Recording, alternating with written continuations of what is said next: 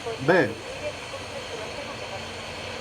aquest vídeo és per explicar com s'accedeix a les memòries de la banda aèria que té la FTM100 i que ho explica el manual, però hi ha molta gent que no sap. Ho hem buscat a YouTube i no hi és, per tant, a partir d'avui serà.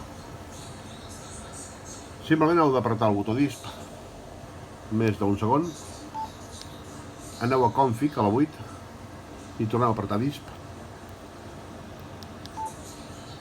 i aneu a 11, RX cobertura. Aquí per defecte ho teniu a normal, a la 1, a l'1, a normal. Heu de baixar amb el botó de canvi de freqüències a 2 i apretant més d'un segon el disc, i ja surt. I automàticament ja podeu accedir a les memòries i a l'UVFO de la banda aèria en recepció. Val? És tan fàcil com això.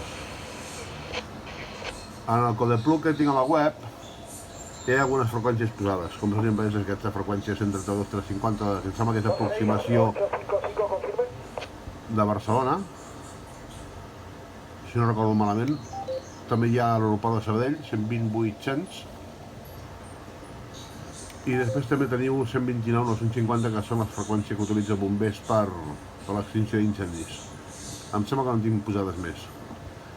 Si em voleu aportar alguna més que sapigueu, doncs vosaltres mateixos. Ja heu vist com es fa, és molt senzill. Simplement és apretar disp, anar a RX cobertura, apretar l'opció 2, més d'un segon, i sortir, ja ho teniu. Ja podeu accedir a les memòries de la banda aèria. Fins i tot també podeu accedir a les freqüències de 400 megacicles fora de banda, com per exemple és la banda de les sondes, la banda de les sondes que utilitzen el Servei Meteorològic de Catalunya per les sondes, radiosondes, diguem, perdó, 403 i 404 megacicles. A la 1 al migdia cada dia ho podeu escoltar en aquesta freqüència. Saludos, que vagi bé. Ens veiem un altre dia. Adeu, adeu.